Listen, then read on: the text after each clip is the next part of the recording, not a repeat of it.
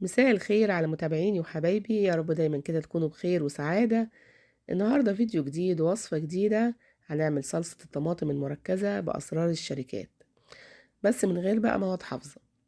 القوام تقيل جدا واللون أحمر زي ما انتوا شايفينه كده، يعني معلقة واحدة ممكن هتظبط لك أي أكلة.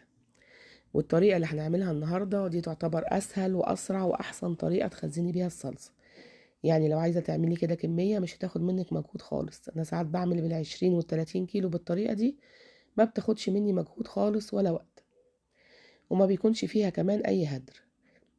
شايفين تقيلة ازاي؟ هنعرف الطريقة مع بعض، بس تابعيني كده في الفيديو علشان نشوف الطريقة.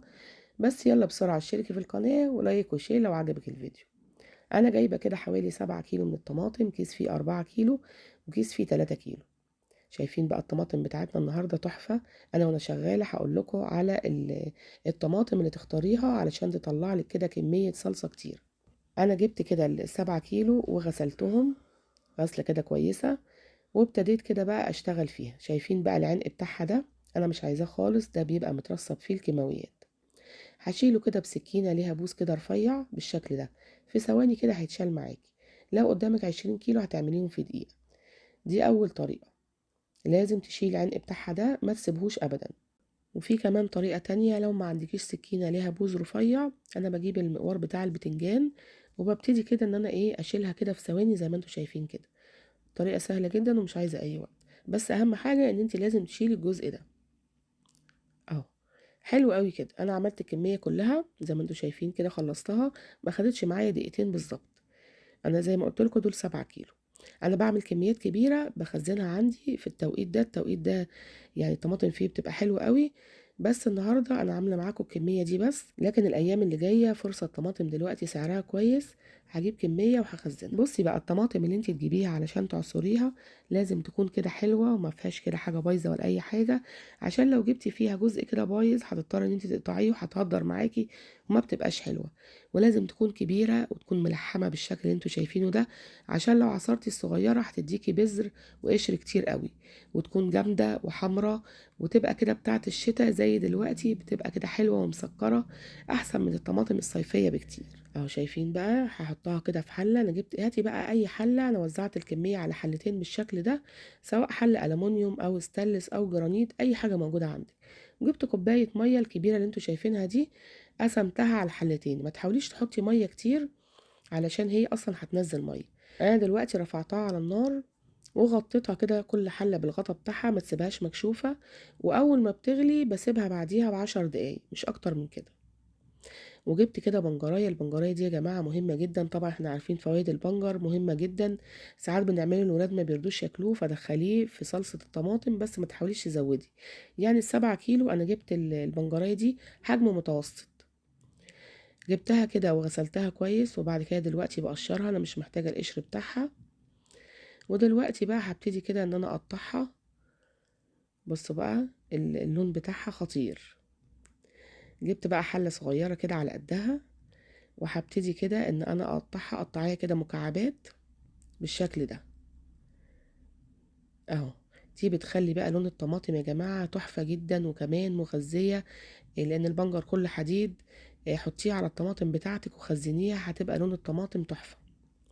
وحطيت كده عليها كوباية من المية، وهبتدي كده احطها على النار، واول ما بتغلي انا بوطي عليها. لو عايزة مية تاني بحط لها نص كوباية. خلاص كده دلوقتي هرفعها على النار مع الطماطم في نفس التوقيت كده برضو علشان تستوي. بصوا كده بقى، هي بدأت تغلي. انا هستنى بس 10 دقايق وبعد كده هطفي عليها. مش عايزة اشغل عليها اكتر من كده، كله شغال مع بعضه زي ما انتوا شايفين كده. حلو قوي. الكلام ده يا جماعة كان بالليل، يعني تقريبا كانت الساعة كده 12 بالليل.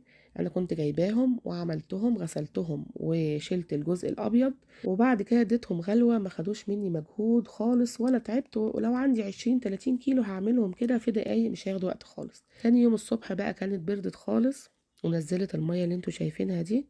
طبعا انا كنت حاطه لها حبة صغيرين، بس هي نزلت مية اكتر من الطماطم نفسها. المية دي شايفين لونها فاتح ازاي؟ انا مش محتاجاها خالص. هاخد الحله بتاعتي كده واصفيها في الحوض، انا مش محتاجه الميه دي زي ما بقول لكم. وهجيب بقى الطماطم دي واروح احطها كده في الشفشق بتاع الخلاط، وهبتدي كده ان انا اضربها. شايفين بقى القشرة بتطلع، ممكن تطلعي القشرة دي بكل سهولة، بس بيبقى تحتيها كده جزء من اللحم. فأنا بضربها في الخلاط وبعد كده بصفيها. كل شفشق من الخلاط بحط عليه قطعتين أو 3 من البنجر. دلوقتي هبتدي اضربه. شايفين بقى لونها حلو ازاي؟ الطماطم اصلا حمرا، وكمان حطيت كده لكل شفشق قطعتين او 3 من البنجر، بتخلي لونها تحفة. طبعا لازم اصفيها، ما ينفعش ابدا ما تصفيهاش. جبت مصفى وتحتيها طبق، وحطيت بقى الجزء اللي انا ضربته، وهبتدي كده اجيب الاسباتشولا بتاعتي، وهبتدي كده اصفيها بالشكل اللي انتوا شايفينه ده. الطريقة دي حلوة جدا ومنجزة وسهلة. هجيب بقى كل الصلصة اللي عندي، الحلتين اللي عندي، هعملهم بنفس الطريقة. شايفين بقى كمية القشر اللي طلعتها، القشر والبذر كمية قليلة جدا. هعمل بقى الكمية كلها كده مع نفسي. دول الحبة اللي انا صفيتهم دلوقتي، شايفين بقى اللون بتاعهم تحفة. هعمل بقى الكمية كده كلها، وهوريكم بقى شكلها ايه. بصوا بقى، شايفين انا هقسمها برضو على حلتين. دلوقتي تقدري بقى ان انتي تعبيها وتشيليها في الفريزر، بس انا عشان ما عنديش مكان هديها كده غلوتين على النار حوالي نص ساعة، او مش نص ساعة، حوالي تلت ساعة، مش اكتر من كده. بس اهم حاجة ان انتي حطي لها كده معلقة كبيرة من الملح ومعلقة صغيرة من السكر. دي المواد الحافظة اللي هتحفظها. انا حطيت كده المعلقتين اللي انا قلتلكوا عليهم وقلبتهم كده كويس، وهرفعها على النار. دي كمية التفل اللي طلعت من 7 كيلو، طبعا مش كبيرة خالص. هرميها، انا مش محتاجاه. اهو، شايفين بقى؟ بعد ما بردت هبتدي دلوقتي بقى علشان افرزها. شايفين القوام بتاعها؟ انا بحب القوام بتاعها ده جدا. هجيب بقى برطمان كده، طبعا هكون معقماه كويس بميه سخنه وخل، ومنشفاه كويس جدا طبعا في الفرن، في صهد الفرن كده. وهعبيه لو انت عايزه تعبي ببرطمانات. لو عايزه بقى في اكياس، انا جبت الكيس التلاجة، بس كيس ما يكونش مستعمل، يكون نظيف زي ما انتوا شايفين كده. وهحطه كده في كوباية، وهبتدي ان انا احط بالشكل ده. طبعا الكمية اللي بتحطيها على حسب عدد افراد الاسرة. انا عملت كيسين كبار دول للمحشي. المحشي بياخد صلصة كتير، وكمان حوالي 4 اكياس متوسطين. والبرطمان اللي انا عبيته قدامكم ده تقريبا برضو بيعمل كيسين. يعني المجموع 8 اكياس. بس خلي بالكم ان الاكياس بتاعتي كبيرة، انت ممكن تحطيهم في اكياس اكتر من كده بكتير. ما انا بقول لكم ده على حسب عدد افراد الاسرة. انا اسرتي كبيرة، فعاملة الاكياس كبيرة. ودول 7 كيلو زي ما قلت لكم. وزعي بقى على الاكياس زي ما يعجبك. خلاص كده انا خلصت الكمية كلها. شايفين بقى؟ تحفة. اللون بتاعها يا جماعة جميل جدا، وكمان احسن من الصلصة اللي انت بتشتريها من بره، بيبقى كلها مواد حافظة وبتخلي طعم الاكل مش حلو خالص. شايفين بقى الحلاوة والجمال؟ شوية طماطم كده. على فكرة انا جايبة الطماطم النهاردة ب5 جنيه. ولو انت حضرتي معايا الفيديو لغاية دلوقتي، يا ريت تقوليلي في التعليقات عندكم الطماطم بكام. طماطم زي ما انتوا شايفينها كده كانت جميلة وتحفة. وخلي بالك من الأسرار اللي قلتلك عليها وانتي بتنقي الطماطم. هقولها لكم تاني، لازم الطماطم تبقى كبيرة كده وملحمة، عشان ما يكونش فيها البذور والقشر كتير، وتبقى جامدة وحمرة كده. وكمان طماطم الشتا يا جماعة بتبقى حلوة، يعني الحقيقة خزيني دلوقتي، بتبقى مسكرة كده وطعمها حلو أحسن من الطماطم الصيفية. وكمان سعرها حلو. أنا قلت لكم أنا جبتها ب5 جنيه. ايه رأيكم بقى في الطريقة بتاعتنا النهاردة؟ اعمليها بالطريقة دي، مش هتتعبي خالص، وفرزيها عندك طول السنة. هتبقى تحفة جدا وهتنجزك. انا بتمنى يكون الفيديو النهاردة عجبكم، ولو عجبكم بقى ما تنسونيش في اللايك والشير والسبسكرايب للقناة. يا ريت تتابعيني على صفحتي على الفيسبوك بنفس اسم القناة، مطبخ مرمورة. يلا باي باي، سلام.